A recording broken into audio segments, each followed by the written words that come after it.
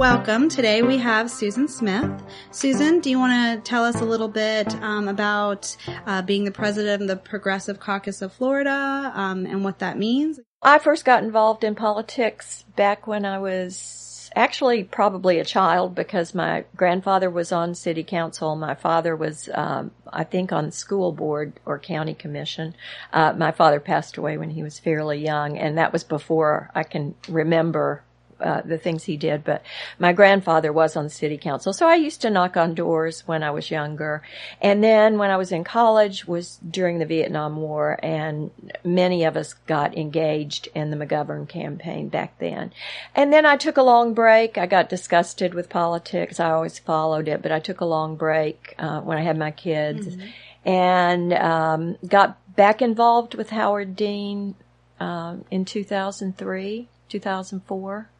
Another war brought out a new generation of activists and brought a lot of old activists back on the scene. So I was involved in the Democratic Party locally from about 2005 and the state party. And then after the 2010 election, there was a whole group of progressives who were very, angry and upset with the Democratic Party because we felt like it didn't stand for anything. Right. And we needed to try to change that from the inside. So we started this caucus, and we've grown and grown, and this last election has really helped us grow even more. So we're really pleased with the direction we've taken and the impact that we've had on the state, I think, the party, and the Bernie campaign also helped, I think, define the party better. The activists that were involved in the Bernie campaign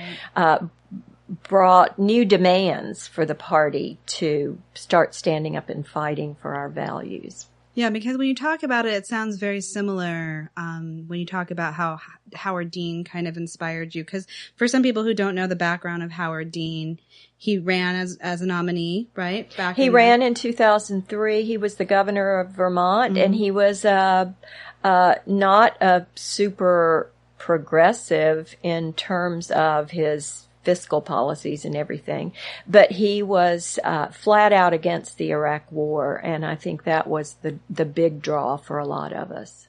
And then did he go on to help start Democracy for America and be involved in that? What was Dean for America morphed into Democracy for America, which still exists. It's run by Jim Dean, Howard's brother. Howard's no longer involved.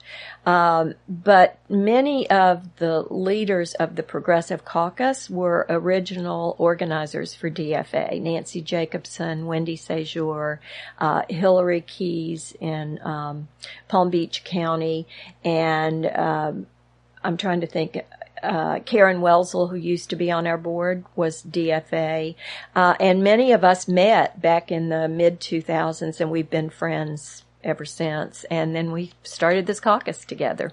So it sounds kind of like history repeating itself with, a candidate running for president and motivating people to kind of reevaluate some of the issues within our party locally. And on the state level and all the different levels, and kind of get involved and become advocates to help steer the party in a direction that, might actually focus more on voters and the people as opposed to, party insiders is kind of where I see the struggle happening again today, and what I feel like, kind of might have motivated that progressive push previously.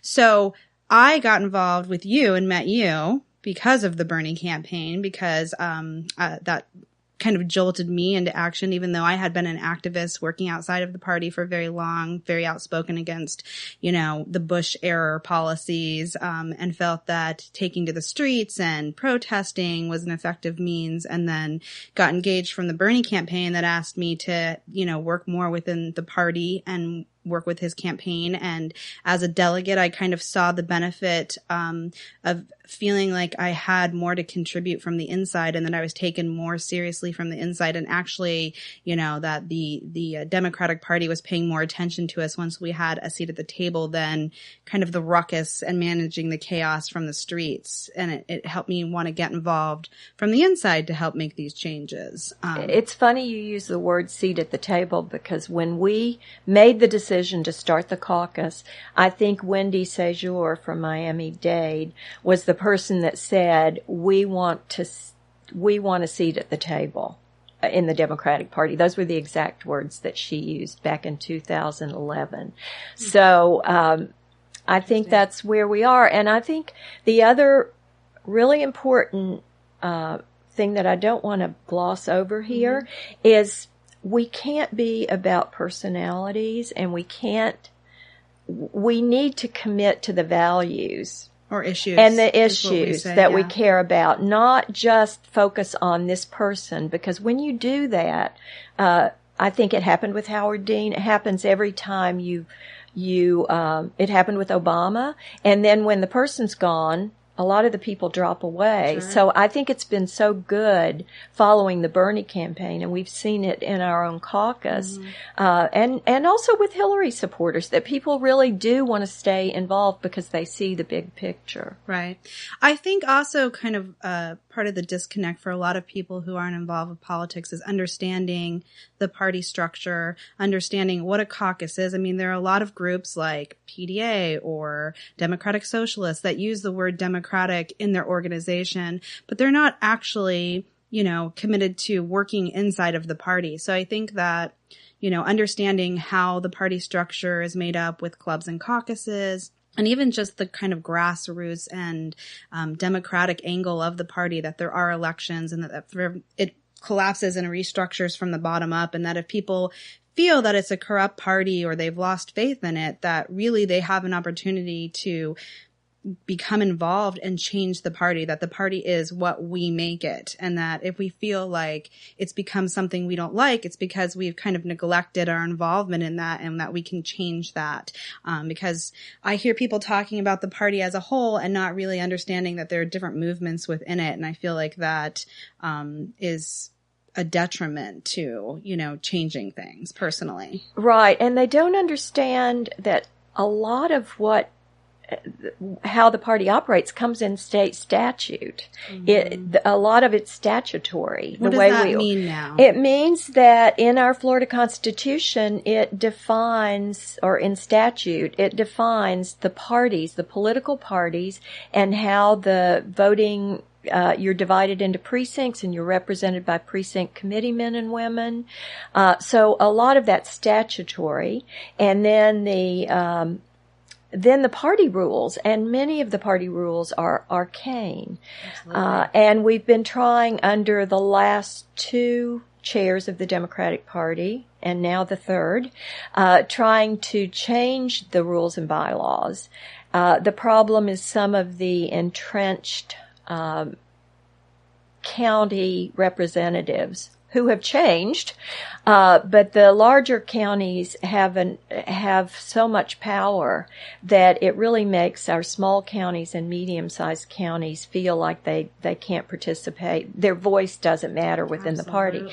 So I think, especially after this last go-around, everybody understands that if we don't change it, we're not going to continue. So everybody within the party. We can't exist without changing these rules. So, and the DNC mandated that we have to change the rules as far as electing our representatives to the national party. So yeah, a lot of people don't understand even like when we use the acronyms like DNC or DEC, what those even mean, because they don't understand the substructure within the party, and that there's a national party and they have elected officials and they operate, and then there's a state party for each individual state that's under that national party and accountable to it, but has some autonomy, and then how then that breaks down to each county party and their elected officials and how that all is connected. It's very complicated. But it all starts in your own precinct, your own neighborhood.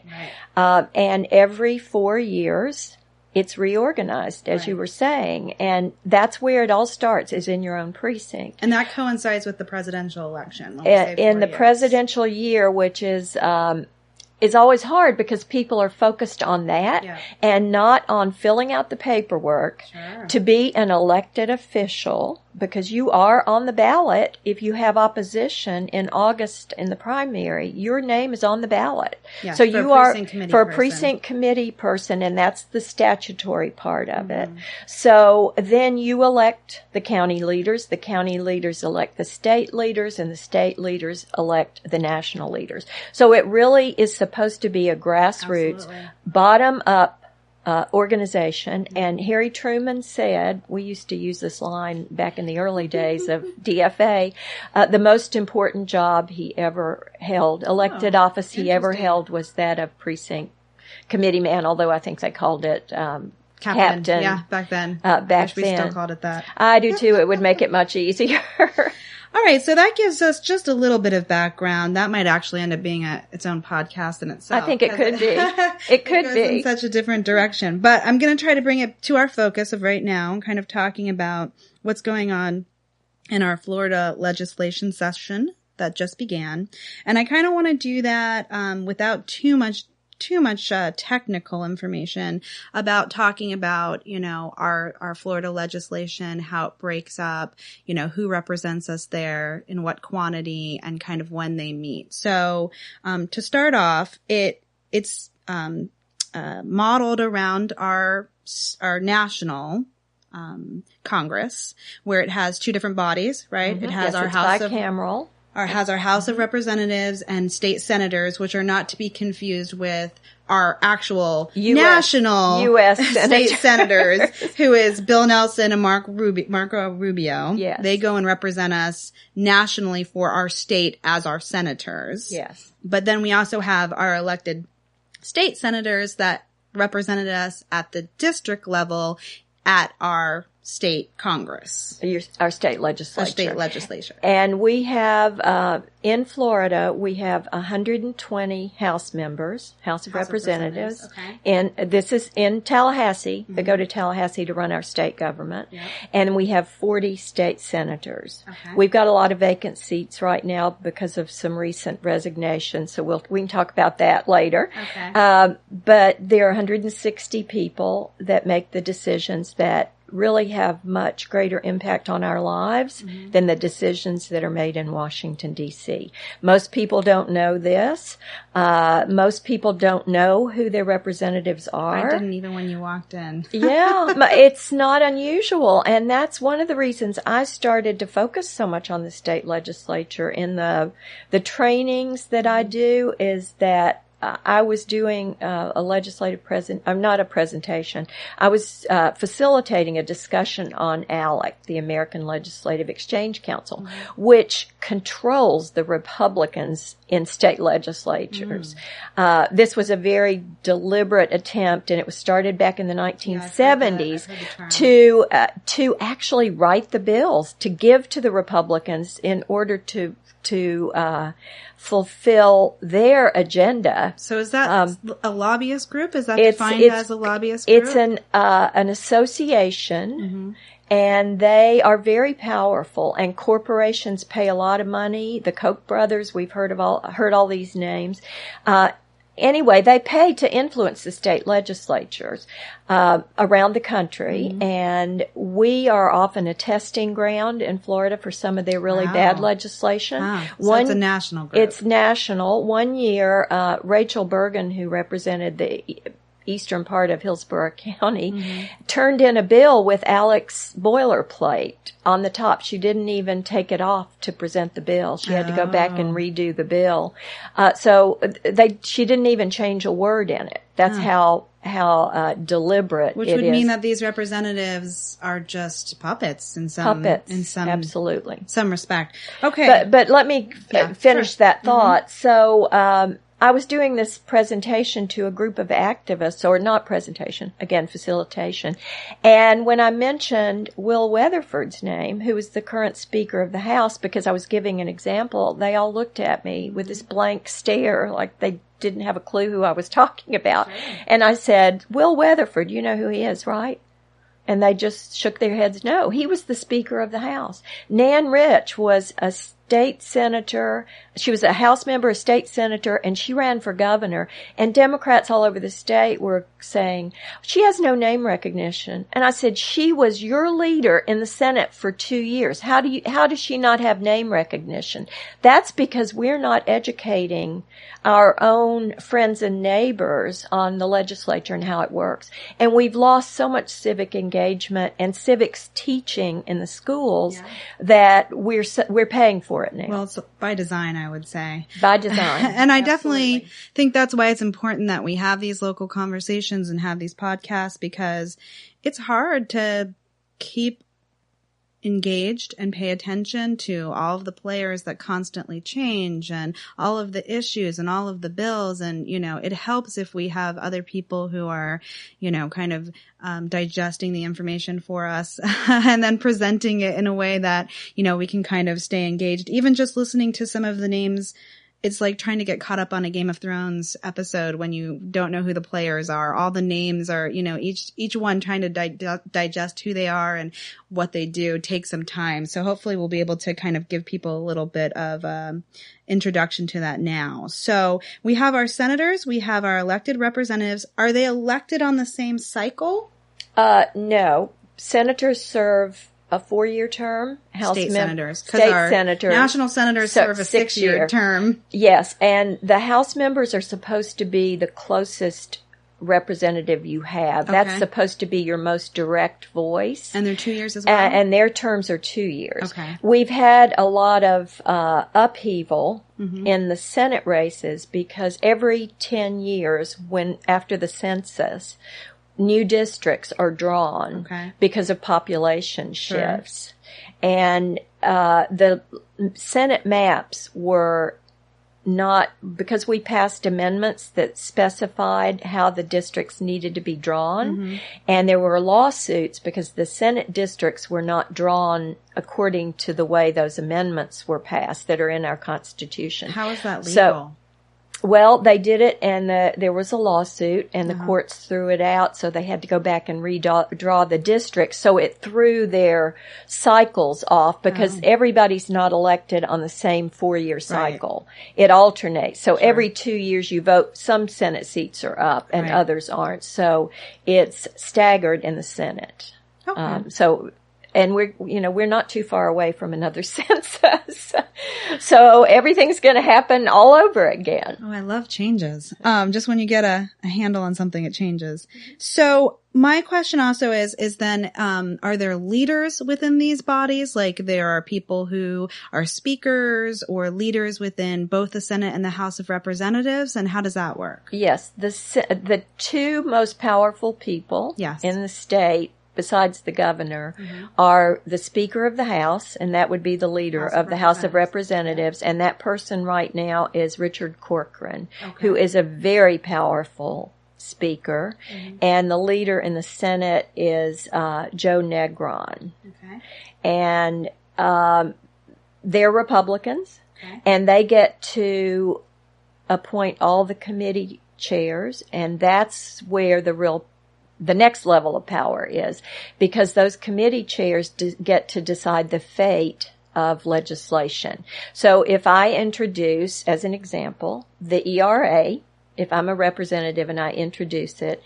Now, when you say ERA, Equal Rights Amendment. Now, a bill has to be, you have to have a companion bill in the other house. So it can't just go through one house. Right. So for every bill that somebody wants to represent, there has to be a bill in both of the House of Representatives and the Senate to go together. Yes. And a House member only gets 6 bills. That they can introduce.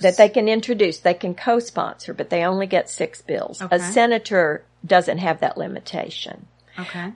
So they, the bills, once they're introduced, get assigned committees, and those are called committees of reference, where they're supposed to go through a hearing process so that you determine if, you can ask questions, the legislators can, people can give public testimony on the bills. This is where the lobbyists come in. But if that committee chair never puts the bill on the calendar, the bill is dead. That first committee chair that the bill's supposed to be heard in, if it's never heard, the bill's dead.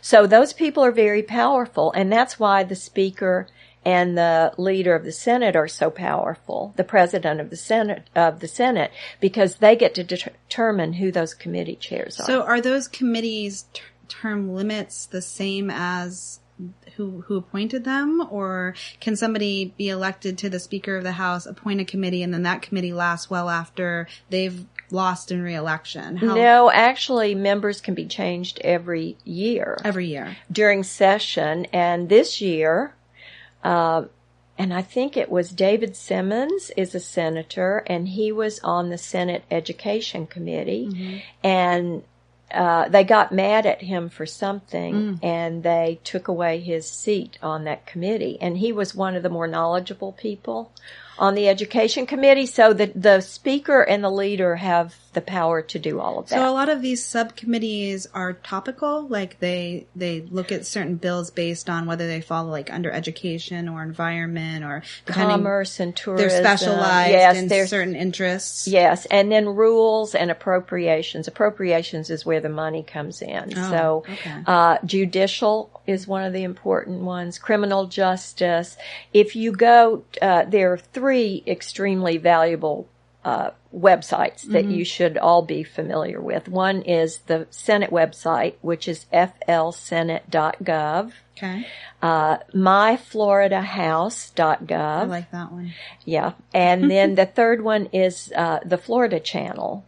Okay. Which is run by WFSU, and it's a cable it's a broadcast channel that can be found on most cable stations. I don't have it on Verizon, so I have to watch on my computer. But if you go to their website, you can watch the committee hearings.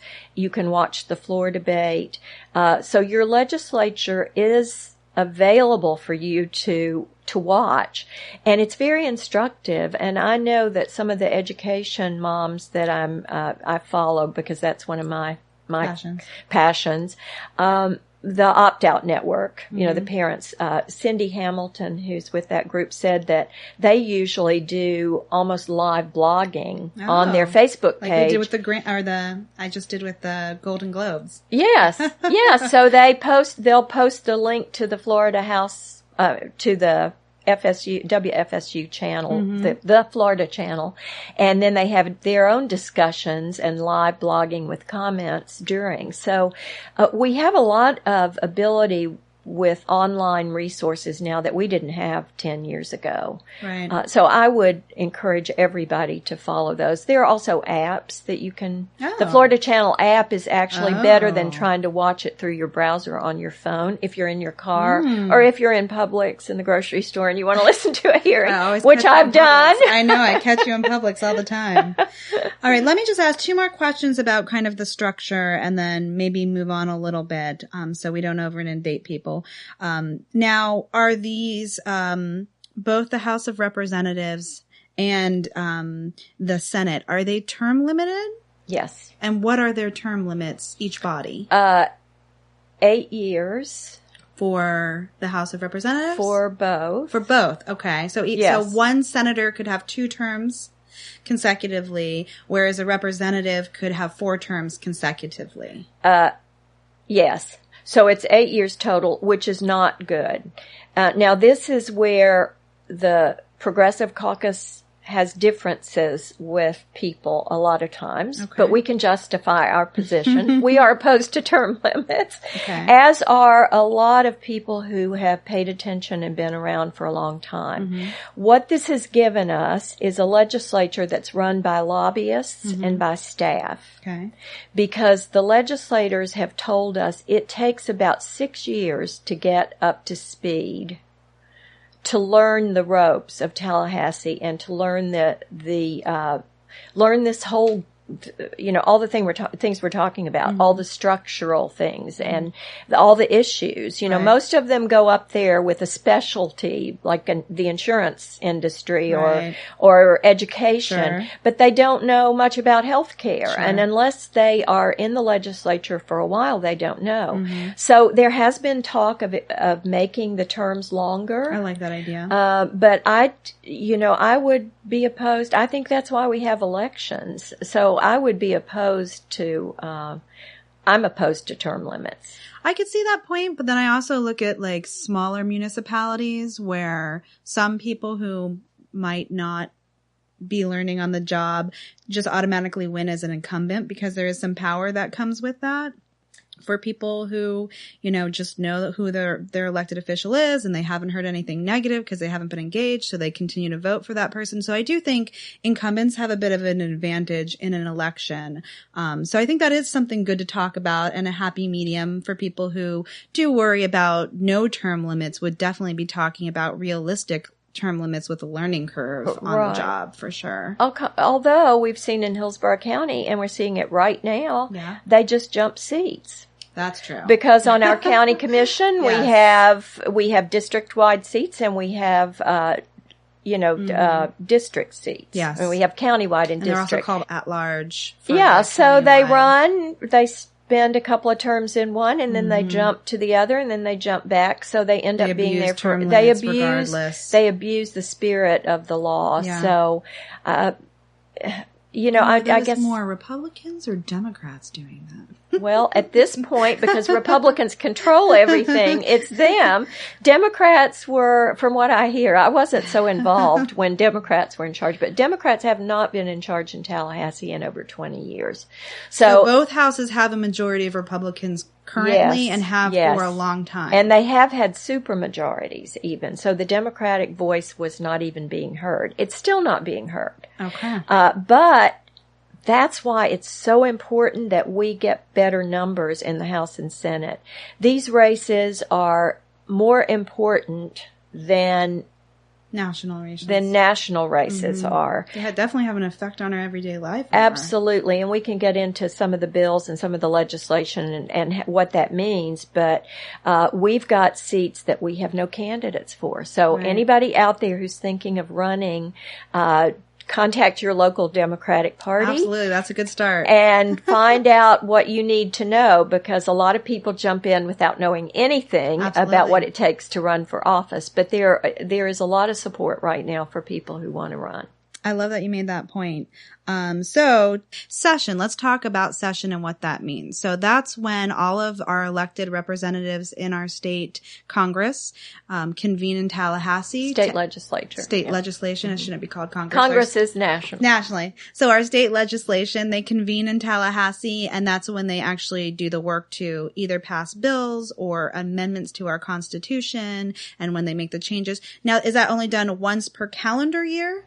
Yes. It's a 60-day session. Okay. It normally starts in March and goes through May, or through the 1st of May, 1st of March to 1st of May. Mm-hmm. But this is an election year, and they passed the law a couple of years ago to change it. Usually during redistricting, they would do it early because they needed to get the maps drawn through the summer before they could do the election. So they needed session over with earlier. Gotcha. And now, because it's an election year, because they're not allowed to raise money during session. Oh. So they've moved session. So this year it started in January. It started last week, and it will run through March 9th, I believe is the last day. They also have, I think it's 7 committee weeks prior to the start. I was going to ask. So a lot of the committees start usually in September. We didn't get to have a committee week in September because of the hurricane. They had to cancel the first week. But a lot of the bills, more decisions are made prior to session starting. About which bills will be heard. And if you want to have influence, you have to do it on the front end, early on. That's a really important point. It is. People think they go up to lobby during session, but most of the decisions have already been made about what what. So that means that if you be. want to have some influence and impact about what bills are even going to be heard, that you have to not only know who's elected as a state, into our state legislation, but also what subcommittees they are, who are the speakers. And so that sounds like it takes a lot of engagement to stay involved and have impact. And your own in your own district is where you have the most impact, is meeting with your representative and your senator in their office in your district, and not, it's good to go to Tallahassee. I wouldn't trade the experience for the world, because you see how it works when you're up there. Right. But the greatest impact you can have is face to face in district with your own representative. If they'll meet with you. A lot of them, I think Rubio's the hardest. You don't get thrown out of their office. Exactly. So now you mentioned this is an election year. So being an election year, you mean because we're going to have a primary in August and November of 2018. So in that regards, every 2 years is an election year, because we're either having, the national presidential election, or we're kind of having our midterm primary season. So every 2 years is an election year in that sense. Okay, that gives us a lot of information kind of in the, the background of understanding our Florida legislation.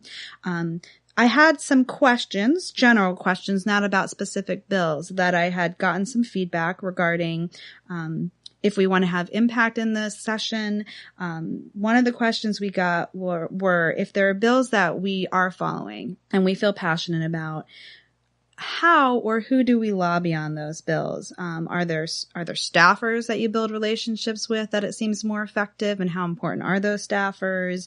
How effective are calls to specific senators versus or House of Representatives versus emails or writing? And then also, sometimes I see emails go out and it looks like I'm contacting legislative members who aren't assigned to my district. Do I have any impact if I'm not one of their constituents? So that's a lot of questions. The most effective lobbying, as I said, is in district with your own representative face to face. Okay. Tell a personal story. Talk about why, how a bill's going to impact your local elementary school, for example. Mm-hmm. So you want that face-to-face contact. Okay. Calls are good. The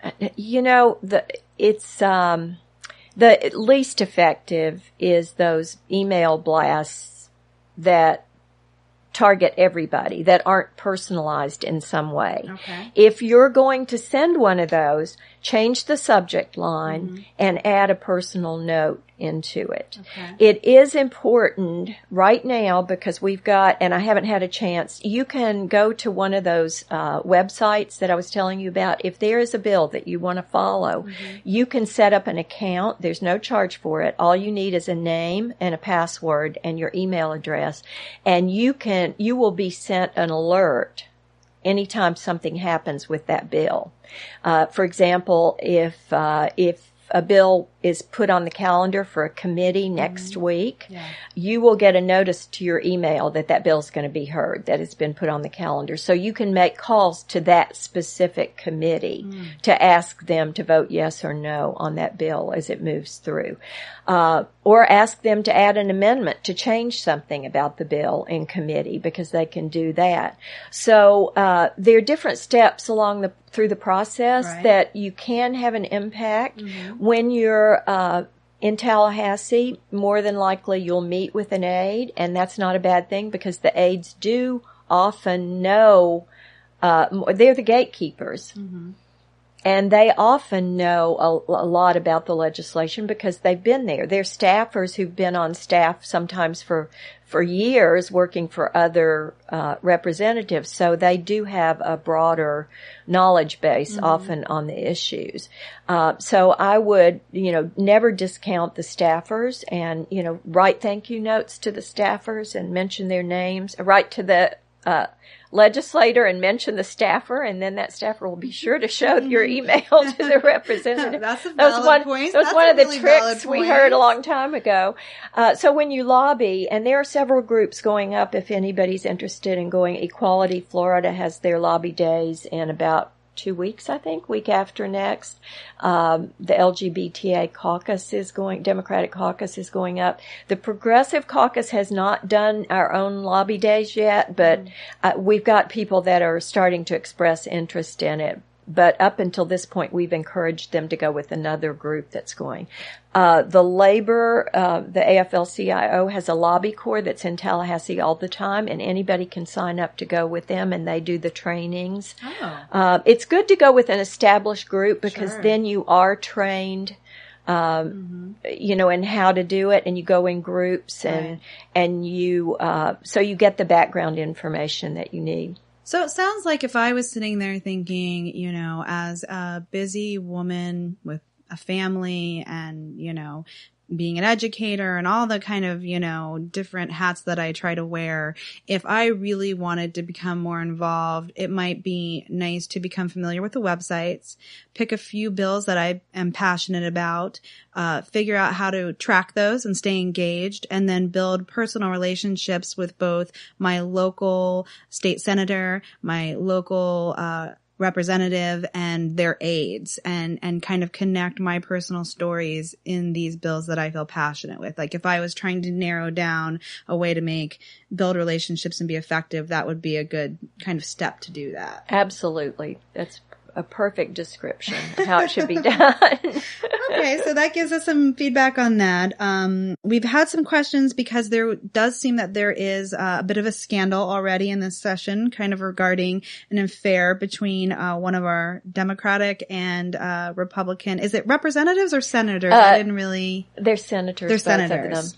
But we're going to save that for a little bit later. But it does kind of talk about not necessarily the morality of the situation, but in the questions that I've seen posed is, in those situations, has that affected the legislation that's come out? Do those relationships that aren't public, kind of have an effect on the back end? And what does that mean? And should we be concerned in that level? So I do want to come back to that. Another question that I had, and we kind of touched on this when we had our pre-talk, is, how do we figure out who really benefits from some of this legislation? Because some of the bills are written, in such language that you can't even get a feel for what it's advocating for and who's it's going to help. They're crafty, whether it's, these lobbyists who are helping them craft the bills or the representatives themselves, to use a lot of misleading words, and you can't really get a feel for what this bill is, who's advocating for it and why. So how do we, what would be your suggestion if we're trying to digest and understand like a bill and who it's really going to help and what the outcome, is going to be from that bill, to really get a feel for that? Are there any tips for that? Here are a few tips. First of all, to understand a bill, and usually until it goes to committee, you don't get a staff analysis. Okay. But on the web page, if you go to put the bill number in, and if you go to the staff analysis, that's written more in layman's language. Okay. So it's easier to understand what the bill is going to do from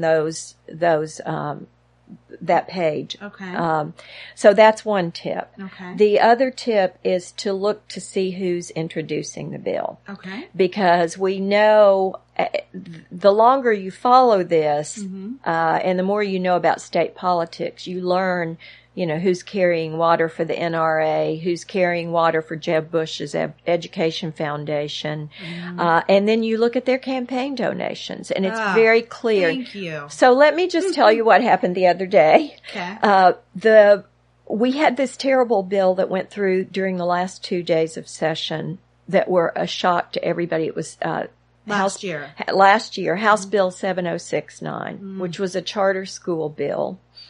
And the impact of that bill, I've used the word impact so much because it feels like it almost feels like we're being slapped by it. This bill, nobody could understand the ramifications of it, and we're still learning what those are. But it said in part that local money had to be shared with local revenues, has to be shared with charter schools. Right. So those numbers came out last week, what that means in actual terms. It was in the Tampa Bay Times. And I want to say Hillsborough County, it's up in the millions. It's up in the millions statewide. Which will be taken out of our budget for for typical public education, and then reallocated for charter schools, which are public, but have a private board and can operate. And some are run for profit, and most all are managed now by management companies that are for profit. And they can pretty much write whatever rules or anything that they want to. They have full autonomy, even though they're taking public dollars. Yes. So this bill was introduced by Manny Diaz, who's a Miami state rep. Okay. He's running for the Senate now because he's termed out, so he's running for the Senate. Jump in the seat. He, and one of the people that pushed it through was Richard Corcoran, whose wife owns a charter school. But to get back to Manny Diaz, he works for a company called Academica, which is the largest for-profit charter school in Florida. Manny Diaz works for them. He carries their water. I went in and looked at the person who's going to run for his state house seat, and he has campaign donations from the same companies that Manny Diaz does. So they're just continuing it. We have to get a Democrat to run against him in the House, and we have to get a good Democrat to run against Manny Diaz. Manny Diaz already has $250,000 to run for this seat. Now, one thing I didn't touch on when we talked about the 60-day session, we have part-time legislators. Their staff is full-time, so the staff makes more than the legislators. The job pays $30,000 a year. So who's going to run for those seats? Right. Unless you have somebody funding you on the back end. Unless you're independently wealthy, unless you work for a law firm or a company that's going to be willing to let you work half-time for a full-time pay. And most ordinary people don't do that. And that's why we're not represented by our peers in Tallahassee for the most part. Well, this takes me in two different directions. So I'm going to start with the first one, is that when people who aren't that engaged hear this, right, that essentially these elected officials can, without accountability, sell out their votes to, whatever's going to benefit them and make them the most money. It feels like, one, outrage. How can that even be legal? How can you be an elected official and be allowed to, not have accountability for, your votes and whether they personally profit for you? And two, it gives a feeling of, apathy, of disengagement. If, all politicians can easily be bought, and, why does it matter, and how can we make a change? So I think it's important, when we talk about this and enlighten people on this, of giving them hope and solutions, or some idea that, we can change that and have some effect on the money in politics. Do you have any feedback on that? I think, public financing of elections would help tremendously. So what does that mean now? That means that everybody would, I think, pay into public, some kind of public fund through your taxes or something to pay for the election. So nobody takes private donations. Okay. It would limit the amount of campaign time we have. There are models in different places around the country for this. Okay. I think that's one direction we could take. I think paying our legislators a living wage for a full-time job, because it really is a full-time job, to run, because you've got a local office, you're supposed to be working, you've got staff there, but to be a good legislator, I think you need to work full-time at it. Right. And we also have to start honoring public service again. We've allowed it to be so degraded that people don't see the value in public servants.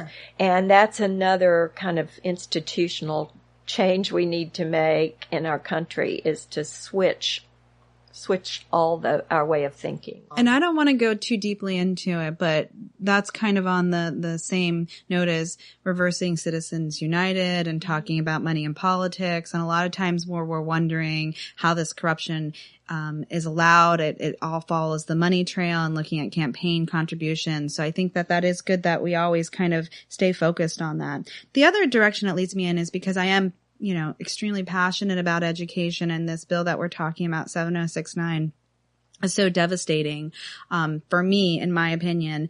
What I haven't heard a lot of talk about regarding this bill is, from what I've read, along with the reallocation of funds. So we're actually taking money away from our underfunded public education system as we have it now.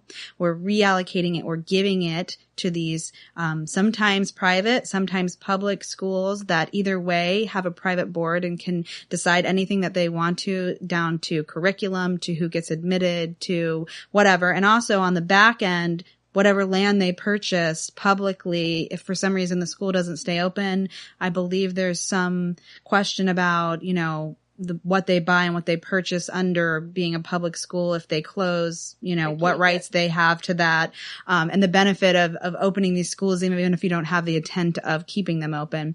But is that, from what I understand, the bill also specifies that going forward, teachers won't have to have a college education anymore, that who will be allowed to be certified to work in these schools as our teachers are just people who have, not to say that there's anything wrong with that, but people who have a high school diploma, almost allotting them to eventually change the pay, if we have enough people, who have high school diplomas, to daycare worker salaries of some sort. And, as an educator who went through 4 years and state certifications and exams and, a lot of courses on chunking information down to teaching kids how to read, it terrifies me to think that, people out of high school will be in charge of our children's education and not have the skills that they need to successfully be able to teach children. It's a skill set that you have to learn.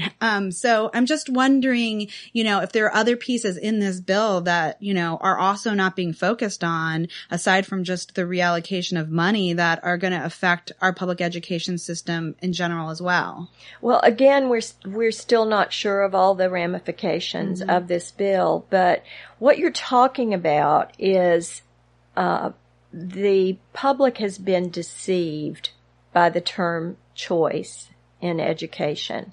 They think they get to choose from an array of options for their children. And that choice is really a false choice. Right. Because you've either got public or you've got private. Right. You've got the opportunity to build a strong public school system that's been one of the foundations of our democracy. Right. Or you've got the choice to take your own and run with it. Take your own tax dollars and, to hell with everybody else. Right. And again, we have allowed ourselves to be manipulated. 90% of the people, if you presented that part of the bill to them, they're not even aware this is going on. No, everyone they think charter school, they've got fancy brochures they're mailing out. They're spending all this money on marketing. Right. And parents are being sold a bill of goods. Parents do support a public school system.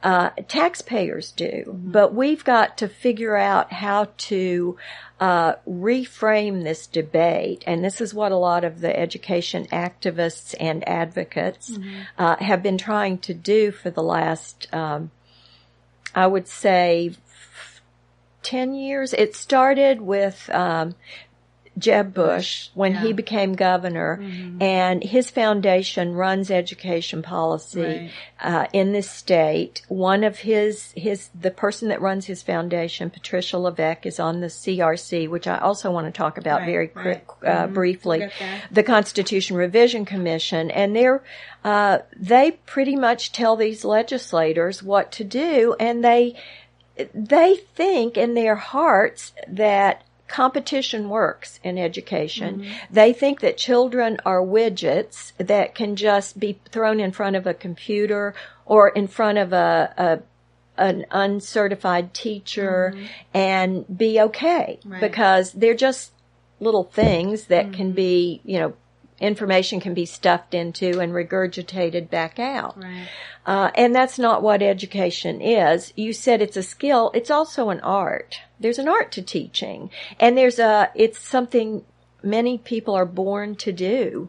And it's so across the board, we've allowed them to control all the narrative on education. And there are people fighting back when they realize what's happening. They don't want corporations to make money off their children. Mm-hmm. One of the really bad amendments they're trying to put on the ballot is to change the definition the purpose of education in our Constitution to make it about being college and career ready. Well, that is not the purpose of education. Right. The purpose of education is to create citizens to live in a democracy.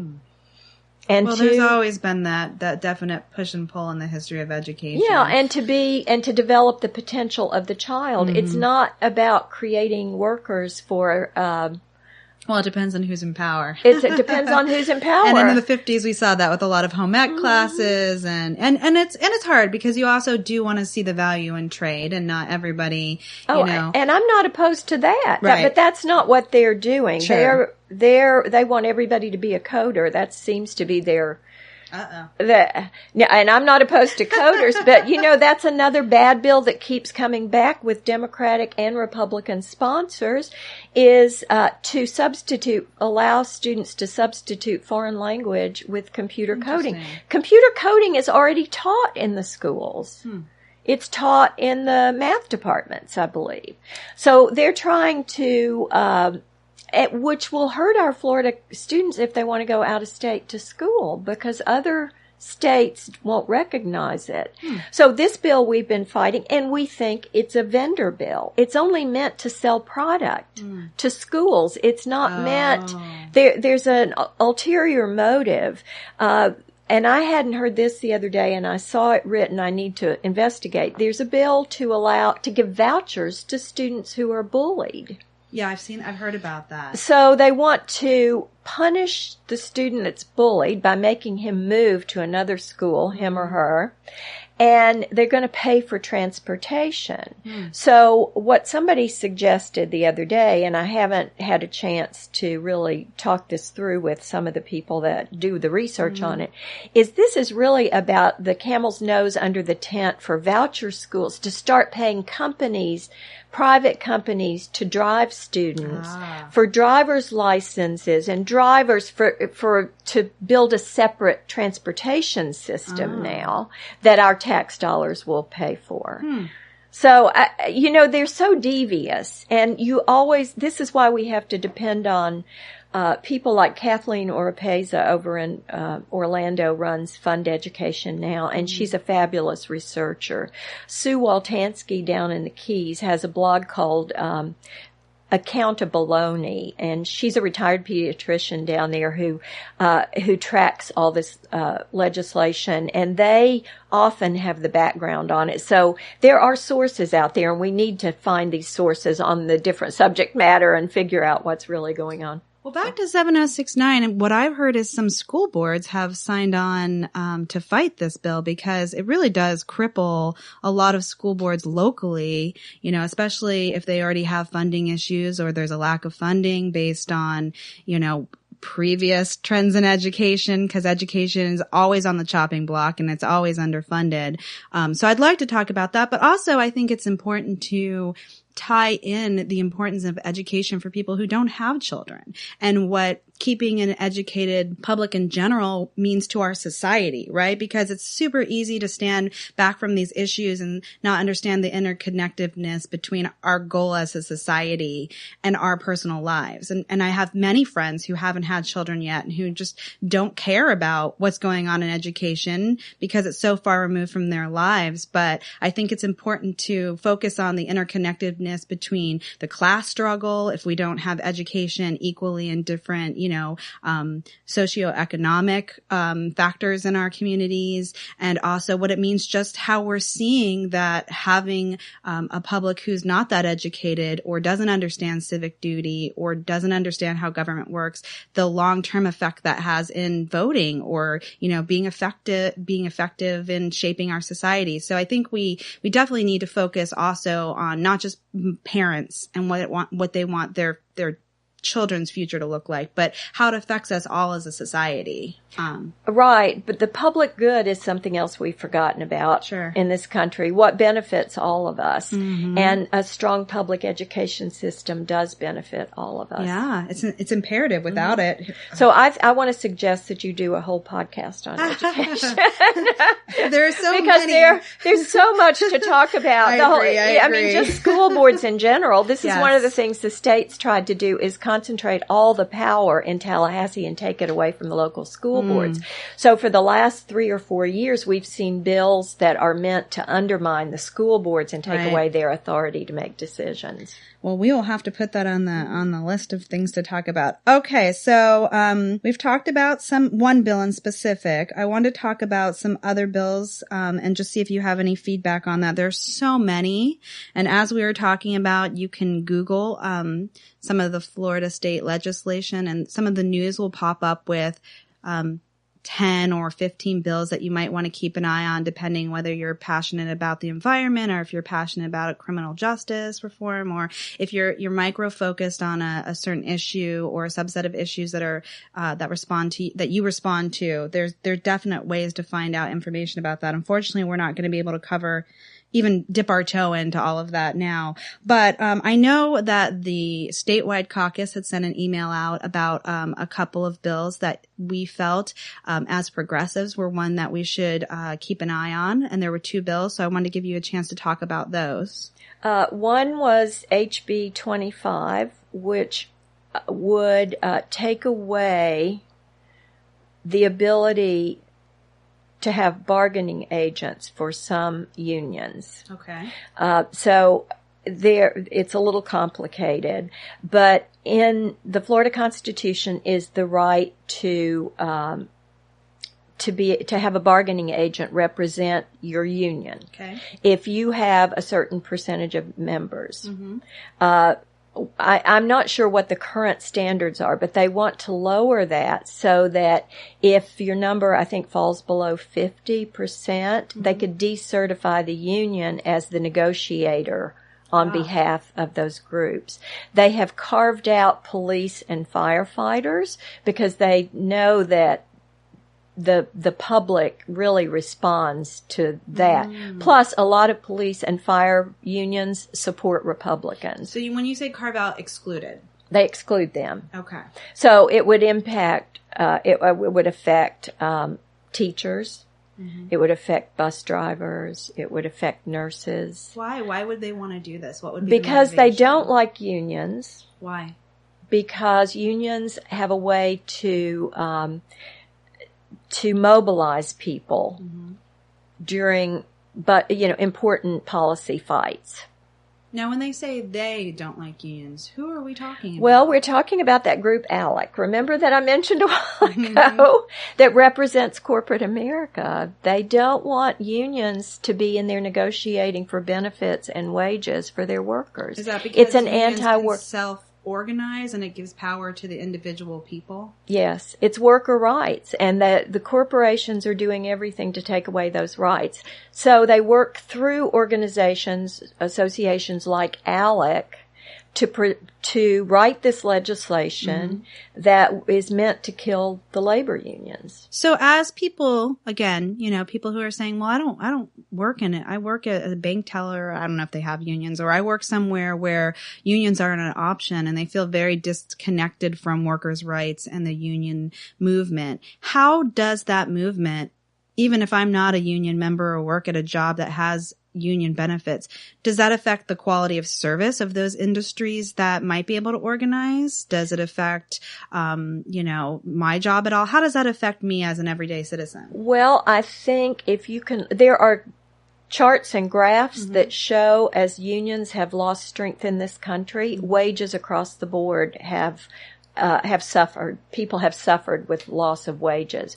So it's a standard. For starters. Okay. So that's a standard. It will set a standard for the entire workforce. So allowing workers to organize and to advocate for their wages, their conditions, their benefits, sets a standard among industries to kind of go by. It's a guideline allowing them to organize and advocate for that for themselves. It keeps it keeps it accountable from their perspective of what's important as a worker, as opposed to allowing just people who are the bosses or the corporations to set the standards. Yes. The 5-day work week is one of the things that you can thank a union for. And minimum wage as well? Yeah, I think probably the reason we haven't made any ground since the 70s when the unions were starting to be I'm not sure what the word would be, and a lot of it, they had gotten a lot of power. I would have to go back and read the history of the labor movement. There was a lot of corruption. Another podcast on another podcast. But there was a lot of corruption, so there was a huge backlash to it, to unions. And then, Ronald Reagan, when he broke the air traffic controller strike. That was a horrible thing for workers in this country. You mean Ronald Reagan wasn't the American hero? No, some of us never thought he was. It's just by comparison now, he doesn't look so bad. Most of them. I even hear people lamenting over Bush Jr. saying those were the golden days. Okay, so there's the labor bill, which could you remind me of the number again? It's 25, and it's moving very quickly. Okay. But on the Senate side, I'm not sure it's going to go anywhere because one of the committees is chaired by a Democrat. Oh, so okay, fingers crossed. Silver on linings. That one. Fingers crossed on that one. And, for all we know, that's one of the reasons he was chosen as the chair of the committee, so they could use him to stop the bills because a lot of times there's a game that's played between the House and the Senate. Games and hard politics? to believe. But Corcoran is so power hungry that he is, he's probably the worst speaker for the people that we've seen. That's strange because John Morgan seems to think he's a stand-up guy. I think he threw a benefit for him right after the last legislative session and is a big proponent. That just makes me ill. Okay, so what do you want to talk more on that, or do you want to talk about the second bill? And the second bill was since we do have some kind of time limit here. 444. Now, also just throwing this out there, the odd numbered bills are House bills and the even numbered bills are Senate bills. Just so if you hear a bill number, you'll know if it's from the House or the Senate. Okay. So the House bill number, I don't have it at the tip of my fingers, but the Senate bill, which is where the bill is, currently, we're trying to head it off, is 444. And that is the Crisis Pregnancy CPC, Crisis Pregnancy Centers. Okay. So these crisis pregnancy centers are medical clinics with apostrophes, quote, clinics that are not necessarily staffed by medical personnel. Okay. A lot of them are run by religious organizations, and they're meant to talk women out of abortions. Okay. So what a woman will do, she'll go there thinking she's going to an abortion provider or to a medical clinic to get it, to find out what her options are. Right. And she's forced to hold a doll that's supposed to be at the stage of development. So while they talk to her about adoption or all these other options. So these things have existed for quite a while, and they've been funded since 2005, 2006 through the general appropriations. But now they're trying to put this funding into statute. So they will be, a statutory agency that gets funding. Now, that's the best way I can explain it. I'm sure somebody from Planned Parenthood could explain possibly it better. Private group organizations that will be essentially paid to try to persuade people from having abortions. Yes. But it will be publicly funded? Yes. And it is now, but this will kind of Cement. codify it. It will Okay. codify it. And it's, again, they're not giving medically accurate information to people. So so it's not regulated by the health department not in any way, regulated, shape, no. or form? No. Okay.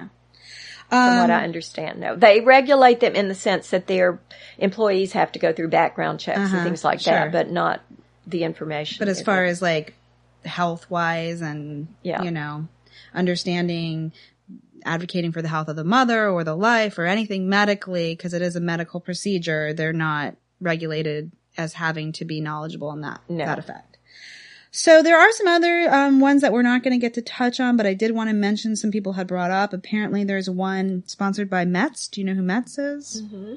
That penalizes sanctuary cities, HB 9. So maybe we can find someone who's, that we can talk about that with eventually. Someone wanted to bring up a couple ones that are going to hurt CRAs, which we looked that up, and it had something to do with redevelopment, lobbyists and certifying. Yeah, with who lobbies. So it sounds like there's a lot of interesting things going on. Yeah, on the sanctuary cities, I think if you go to Carlos Smith, State Representative Carlos Smith's Facebook page, he was in committee the other day. He did a good job with... I saw something of that where he was questioning. Yeah, on the sanctuary cities. Most people don't understand what a sanctuary city is. Well, I mean, I know that it's supposed to protect, illegal immigrants maybe from being deported, but... Well, in the sense that the police can work with them on things outside the, federal law? Outside of calling ICE to come get them. So, for example, if you are... I don't like the word, you're not illegal. If you're undocumented in this country and somebody breaks into your house, you can actually call the police and you won't be arrested. They won't ask to see your papers. So it gives you some basic human rights, although you're undocumented. Well, it keeps us all safer because people are not going to be willing to... if they witness a crime, they're not going to be able to testify if they're afraid. So it helps the police do their job. In other words, that's what sanctuary city means. And it's my understanding there isn't even a true sanctuary city designated by the federal government in the state of Florida. So this is one of those bills that's thrown out there, I think, to to foment more hatred to stir up the xenophobia. To stir it up. In our country. Some red meat for the base. Does the governor have the ability to affect what legislation decides? Can he veto or? He's got three options when a bill comes to him, because the bills, after they go through both houses, they have to, if they're different in any way, they have to go to conference and they iron out the differences and then they go back and they both vote on them again. And this happens most often towards the end of session. And then once they're passed by both houses, then they go to the governor. They don't necessarily go right away. When they're sent to the governor, he has so many days to either sign it, veto it, or let it go into law without his signature. So I don't think that happens very often. I would imagine not. And vetoes don't happen very often. Really? But if something, he vetoed the alimony bill a couple of years ago, I think. He's a Republican, and the majority of our legislation is Republican, so he probably hasn't felt conflicted. Well, although the governor and Richard Corcoran are at odds over a lot of things. Really? Oh, yeah. Yeah. So you might see him veto. Especially now that he might be running. It never hurts to apply the pressure. For our senatorial seat. Yes. I think that maybe his tune as governor might change in the last few months or with this session to be a little more reflective of what he thinks the majority of the public would want. So people can say, pay attention to the headlines. I think he's doing a good job and kind of build up his reputation, although he hasn't really voted in favor of the people for his entire term. I think he's going to change his tune a little bit. So there might be some hope to fight back against horrible bills this year.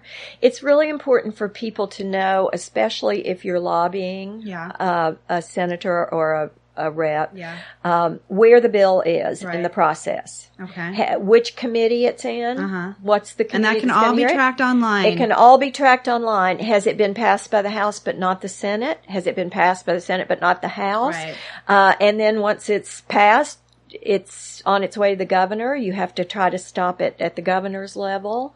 And the governor's website will show you what bills have been presented and whether he signed it too as we get to the end of session. So there are great resources out there for us. Sounds like it. I'm glad we're educating people of how they can personally, and you can do this late at night instead of binging on your favorite Netflix show. You can take a few minutes to check the website. You can listen while you're working on you can multitask. Like, hopefully people will do with this podcast. So I know you wanted to talk, and what we had briefly talked about, and it's connected to the Florida legislation, but it's a conversation in its own. The Constitutional Revision Commission, and the differences, what I was hoping to get education on, and we had kind of talked about were, so legislation passes bills, right, that they're in control of, but then there's also constitutional amendments, which are guaranteed in our state constitution, which is different than our federal constitution. Each state has its own constitution, but it acts in the same way that the Constitution does. They're laws. And so, if somebody's trying to amend the Constitution, they want to change something in it, there's a few different ways that they can do that. So I know we wanted to talk about that, and then that will also lead into the Constitutional Revision Commission, which is a rare occurrence and only happens every 20 years, I think it is. So why don't you give us a little bit of information about that? Okay, the CRC meets, CRC, I'm getting my acronyms. We have to be careful in the party, in politics with acronyms. And education is even worse, you're right.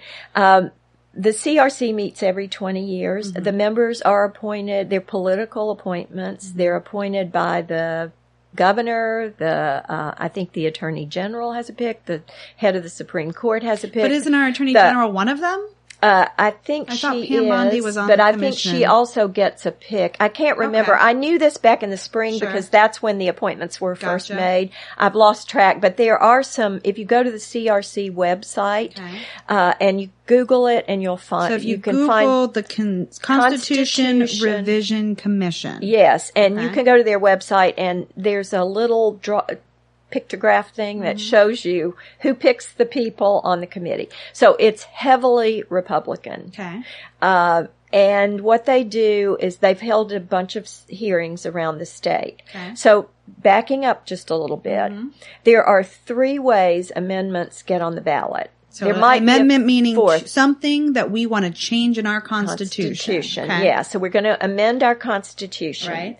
And there are 3 ways that I know of. There might be a 4th that I'm not familiar with, but it can either be legislatively referred. So a legislator introduces it. It passes. It goes through the same process as the bill, except there's a higher threshold for passage. Percentage-wise of how many people have to agree for it to be passed. Yes, I think it's 2/3 that have to approve it to get on to the ballot by the legislature. Now, they always put a few on there to make themselves look good. And I want to talk about one in particular that was passed last year. So that's one way, legislatively referred. So when you say get on the ballot, what I'm going to translate that to mean is finally give us a say on it. So they decide internally as a body, and then when it goes on the ballot, it's then presented to us, the voters, to decide whether or not we also want to change our Constitution to then reflect this. And a lot of times when we go to vote, all of those very long amendments that we don't understand, that hopefully we try to have somebody translate it, that's at the process where we get to have a say about whether we want to change our Constitution. Yes, and this is where your Democratic Party comes in so handy because your party and groups like the League of Women Voters are great resources for you when it's time to vote on these amendments, which are and your often caucuses and clubs. And your caucuses and clubs are they're often very confusing. And they often require a vote. They're worded in a way because I forget if Florida is a default yes or default no state. Certain states tend to vote yes on things or no. So they word them based on what so the they tendency word, is. They will word them that way. So let's get back up. Okay, so legislatively, and then you can have citizen initiated. Okay. And those are the ones that we collect petitions for. And we know the second chances, the voting restoration rights. Restoration of rights is the important one that we've all been working on now for 3 years, I think. Anyway, that's citizen initiated. It requires I don't even know how many hundreds of thousands of signatures I think now. It's close to 1 million for the one that we're looking for the voter rights restoration. And I think the average cost, it's been about 3 years, for citizens to get a ballot initiative is about $10 million is what it costs to collect those petitions and go through the court process to get the wording approved. So it's not easy for us to have a voice in that process except through our elected officials. Right. Then the third way is this Constitution Revision Commission that we spoke about. Okay. And they have been holding hearings around the state. They did it initially with very little notice. Right. I remember that. And so the game was rigged from the get-go with them. So now they're ironing out all the... And they came to Tampa once, right? They were in Tampa back in May. I remember. And we had a good group that showed up. But it was short notice. But it was an all-day thing. I think we were in there... Well, I think it started at 5 in the afternoon and went till 11 maybe at night, the testimony. But... It's weighted for the Republicans, and they're coming up with some really bad things. Okay. So we really have to be aware of that. About 10 years ago, the Republicans passed a ballot initiative that called for a 60% threshold for amendments to get passed. Oh, I thought it was 70. It's 60. It's 60. I think they're trying to change it to 70. Okay.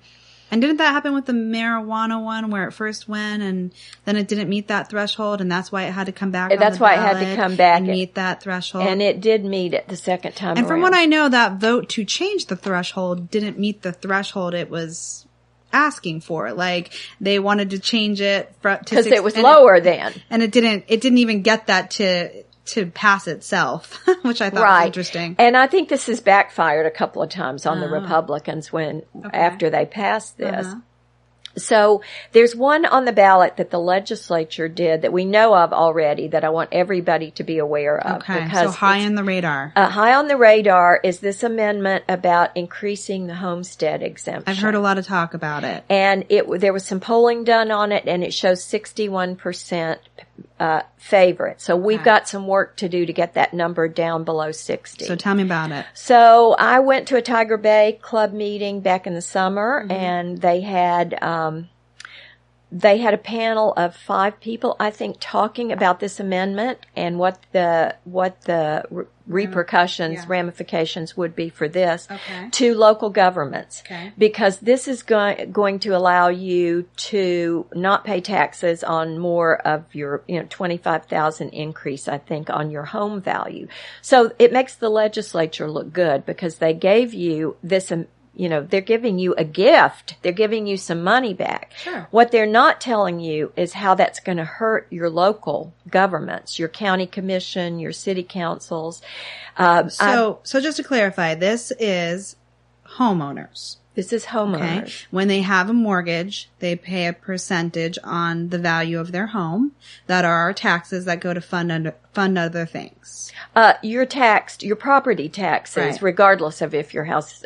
If you have a mortgage, you still have the value of your house. You pay taxes. The value of your house. But you're allowed to, if it's your homestead, you're allowed. Where you live. When we say homestead, if it's your primary property where you live as opposed to an investment property or something else, you can claim a certain amount and they don't tax you on that amount. Right. So they want to increase that. The problem is, as I said, what this is going to do to your funding of your local police department, your local fire department, your park service, because your county is going to have to make up the difference for that money, or they're going to have to cut services.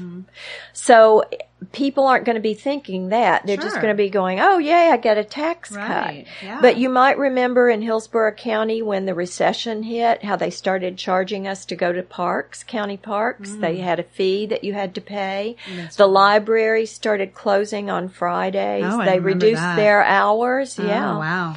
So many of us who are mothers that rely on the Yes. library to help with our sanity, it definitely would affect parents Right. off the bat. we used to get to have meetings free at libraries, and then rec centers. At our rec center in Northdale, we used to have meetings there. And now you have to pay for it. And then they started charging. Well, if you're an organization that doesn't really operate Cash heavy. cash heavy like that, you don't have the money to pay for a meeting place. Sure. And these are public buildings that we're paying taxes to maintain. Why shouldn't we have the use of them, on a rotating basis or whatever basis they want to use, like they do the libraries?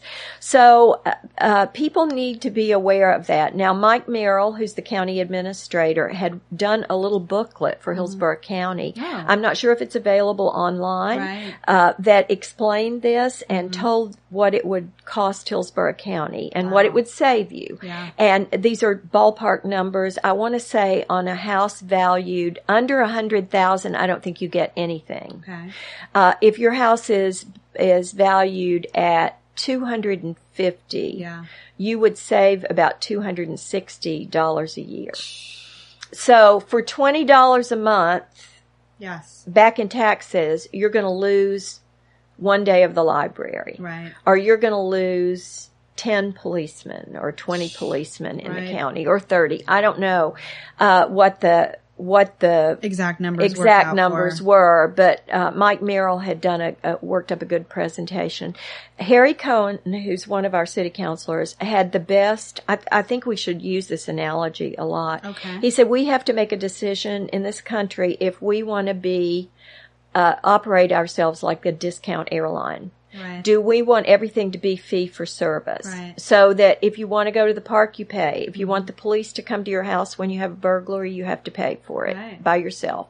If you want a fire department that works for you, you have to pay for extra for Right. it. We're just already like a seeing that. discount We're already airline seeing works, that. where they charge for your seat, they charge for your seat reservation, they charge for your And what bag. that does is it establishes more classism. It's it more allows classism. people with more money to, take advantage of, the basic human services that should be guaranteed to everybody in a society. Mm-hmm. And once you start to, increase the classism, more societal problems grow. So I think that might be number one on the ballot. If so, but we need a campaign starting now Right. against this. Okay. I believe the League of Cities is opposed to it. So we're going to have strong allies in this fight. But we need to start educating people on it now and what it's going to mean, because there could be as many as 10 to 20 amendments on our ballot. It could be pages and pages long. So sign up to vote by mail. That's another, I'm going to throw that out there for you also, because when you do that, then you can take your time to study the amendments. You can call the Democratic because Party you get office. your ballot early. You can call your and they give you a sample ballot. They give you a sample ballot. You can call your precinct committee man or woman, your caucus president, and ask about the amendments. I did a robocall to the voters in my precinct the last time when we had all those amendments. I just did.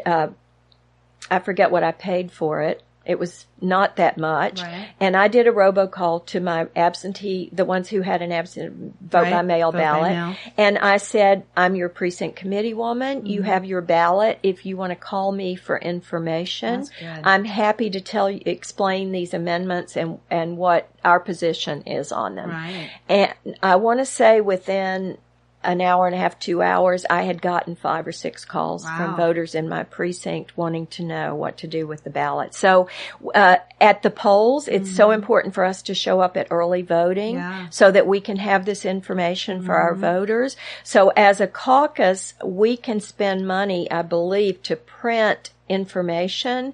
Last time our caucus did a bookmark in 2000, was that 14 when we had so many? And we printed just a simple bookmark with the amendments on both sides with a yes or no and with our contact information. And then on our website, I think we had more information. So this is something we have to start thinking about and planning for right now. So when you say we have a fight, who are we fighting? Who are the biggest sponsors of this bill? People who are, the Republican Party will fight for it because they're going to claim they cut taxes. That's all they care about. Sure. It's good optics. It's good optics for them. Because a lot of Republicans are just motivated by taxes. By taxes, even though, in my real life, and we pay a lot of tax, but I don't know anybody that is obsessed with taxes. I mean, it's something we all do, but it's not the primary focus of our lives. Well, I also think there's a disconnect between how the taxes are actually managed. And I personally think that people who think we need more taxation, it's not really about the taxation. They feel that the money is mismanaged and misspent. And I think we need to fight back on as far as, what do taxes, where do they do? And instead of cutting them, find ways to make sure that instead of, funding the politicians or being mismanaged or people creating, jobs for their friends where their taxes go, is having more accountability for the taxes and stop demonizing the fact that we pay taxes, but, understanding that people who are frustrated are worried that those taxes are being squandered and not really seeing the benefits. So I think that's also part of an educational campaign we should have. Exactly. So just to kind of wrap this up, because we have talked about a lot and I'm not sure how much is going to make it into the final cut, for a goal of not over inundating people with information. I feel like they can listen in small chunks. Maybe. They might have to chunk it down. It's kind of just to do a wrap up and talk about, ways of staying engaged and involved on this. If we listen to this or anyone listens to this and feels motivated, what are ways, what I take away from it is definitely staying involved with your party through a club or a caucus because they're doing a lot of this work for you. Utilizing the websites that sound like a plethora of information to understanding bills, finding a micro focus, building relationships with your representatives.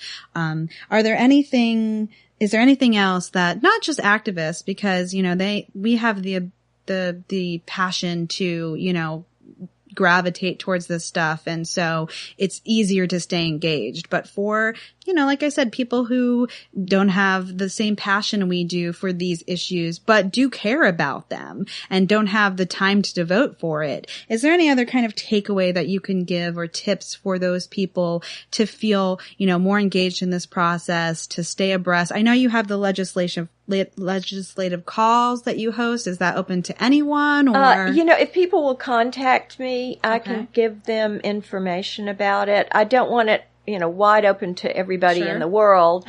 Because we do want people that are involved in those calls to help us track bills and participate. If there are separate organizations that are involved in the party, do you think they could have absolutely a spokesperson to be in contact with you to tap into what's happening as far as what's going on in the legislation and bring that back to what they're fighting for? Because there are groups that are fighting for labor rights and different things that should have someone staying abreast of what's happening in our legislation. So it would be contacting you would be a good start. Right. If they want to contact me. What's the best way to do that? My email address is, let me think of it, president@progressivefl.org. Okay. Isn't that it? Is that right? No. I just went to a security thing yesterday at the Democratic Women's Club board meeting. They did a brief, which is great. I think we're going to do it at our conference, just explaining to people what not to put out there about yourself. Because I probably need that as well. It was very, I think for our local organizations, it was really helpful.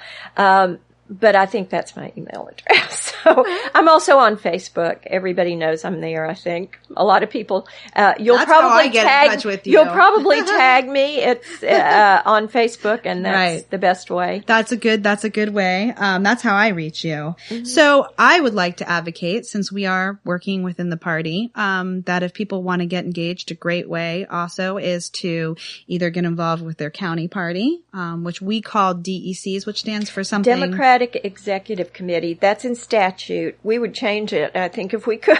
Good, because it's so confusing. And they meet once a month, or there are lots of clubs and caucuses. Like you mentioned, there's the Women's Club, there's our Progressive Caucus, there's the Black Caucus, Hispanic Disability Caucus. I'm sure I'm missing. And then we have so clubs. Mm-hmm. We have clubs.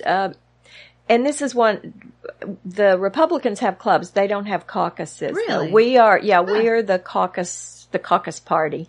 And, you know, in a county like Hillsborough or any of our other large counties, if you look at a map of Florida with the county divisions on it, we are huge. Yes. Hillsborough County is larger, I think, than and Pinellas is big too. 7 or 8 states. Yeah. So for somebody to come to a meeting in a central location is often hard. Yeah. So that's one of the reasons we encourage clubs and caucuses in our party is because you might not have to drive 30 miles to go to a meeting. Yeah. You and can it's go a big to one tent in your party, area. right? So finding your place in it can be a struggle. So if you find a specific sub-organization of it that shares your values or your heritage or, you know, a point of view that you want to advocate for in, you know, politics, it's nice to find like-minded individuals that you can build relationships with instead of kind of trying to figure out in this big tent where you belong. And also, I think it's important for people who don't want to work within the party to understand that even if you don't want to work in the party, we can be allies and we can work, you know, with groups who want to work outside the parties. That even in a multi-partied system where there are several parties, they build coalitions and they work together and they're not all just trying to be the ultimate party, and, you know, that we have to build relationships as a movement and not just as our, you know, our political cap tells us, I'm a Democrat, I'm a Green Party member. I think that's kind of what we need to do as a movement on another topic is identify the issues and not our political hat and, you know, start seeing like where we can work together for those issues. Well, and this is something that we started prior to the caucus about the same time as the caucus started was a group of progressives that were trying to break down the silos and get people out of their silos so that the environmental people knew what the reproductive choice groups were doing. Yeah. And the choice people understood what was going on in public education because we often stay in our silos and we don't coordinate. And did you ever know Edwin and Ciso, who used to live here? No. Edwin started our Legicamp and our that we used to do, and that's where Awake the State was born. Oh, okay. Was at Legicamp. Wow, I didn't know that. Yeah, the same. All this came from the same meeting when our caucus was born. All these things started. Wow. So, anyway, Edwin, this was how he explained it. He said, if you are walking down the street and you see somebody get attacked by a stranger, that you, and you don't know this person, you're more likely to walk away if you don't know them. Right. If this is your friend and they're being attacked, you're going to jump in and help. So it's important for us to know our allies and know their issues so that when they're the group that's under attack, because this is the way it tends to work in the legislature, different years have different focuses. Sure. So we need to be aware of which allies are under attack so that we know where to jump in and focus our energy. Yeah, and a lot of these issues are interconnected. And I feel like the Republican Party has done a good job of isolating it, you know, and not explaining the interconnectedness of how these issues affect our community and us holistically. And so it's easy to feel disconnected from one issue if you're passionate and not understand how that issue might affect your issue. You know, that there is this huge interconnection between issues as a society and a community. And I think that it's important to understand that interconnectedness, almost like a doctor. You know, you have a specialist who works on one spot, or you have, you know, like nurse practitioners who are holistic and they understand all the organs and how if you work on one issue in the body, it interconnects to another. So I think that we need to be more holistic as, you know, a movement or a party and understand our issues and their interconnectivity. Absolutely. I like that. Well, I like the way you said that. Thank you. Well, I appreciate so much your time. I know that you're a busy woman. woman and you have a lot on your plate. So I appreciate you coming and trying to give us some more information, and I hope that you'll come back. I enjoyed it. I enjoyed it. We didn't talk about the affair. So let's, should we save that, or should we touch on it a little? I'll just say briefly. As a closing. So you might remember last April, I believe it was, when this Republican senator from South Florida made racial comments one night in a bar in Tallahassee. What was in his the name? presence, Artiles, Frank right, Artiles, yes. Mm-hmm. In the presence of two African American Democrats. Yeah. So this got blown up and he had to resign. Yes. And when he was on his way out the door, he threatened that he was going to take other people down with him. Okay. So he did say, I believe, that he had hired private detectives. And there you might remember, they found cameras in one of the apartment buildings. I did not, but I have read. So they knew a lot of stuff was going to come out, and Latvala had to resign, and there were cameras on him, and they apparently recorded Flores and Brannon, in each other's. So Flores is a Republican. She's a Republican senator, and he's a Democratic senator, which is interesting. Who knows how things are. This is one of the, I don't know, that one of the things that, it's not a good argument for it, actually, but we think of these people as being on opposite sides of the world, when they're really, their lives are very connected when they're in Tallahassee. Right. Plus, they're all human, and they do crazy, stupid things like all humans do sometimes. So they've had this affair that exposes them. Yeah. Because they had, from what I read, they had condos. They had joint condos well, right next to each other. Well, a lot of the legislators, I think, live in this building when they're in Tallahassee. Okay. So there were cameras they found. Yeah. I don't know. Senator Jeff Clemens, who was a friend of mine, resigned over a consensual affair with a lobbyist. In October, and I don't think he should have resigned. I mean, they were consenting adults. There was no power differential there, I don't believe. I think, we're in tricky times with all these things, but I would not be surprised if there's not a lot more that's going to come out. So have either of them resigned? No, and I hope they don't. I think they should represent their people. We've got 1.1 million people, I believe the paper said the other day, that will be missing representation in Tallahassee this session because their representatives aren't there and they can't hold a special election in time. So to me, that's a lawsuit waiting to happen, that you've got 1.1 million people without representation. How many, that's not on both registered sides. voters are there in Florida? Do you know? Oh, gosh, I can't remember. Okay. I've seen the numbers because the numbers that are popping into my head are Hillsborough County. So what I've seen personally, because, we kind of touched on this a little bit when I was trying to gather feedback from this podcast, is it leads the direction, and I think this is kind of where we'll leave the cliffhanger and maybe talk about more, because, we want to keep people engaged, is this a question of morality? Because it doesn't generally seem to me that, from my insular world, that a lot of people are that worried about affairs or who's involved with who, that's kind of a personal issue. But again, some people are concerned about the morality of that, and should we hold our elected officials to a certain moral standard? So that's one conversation from it.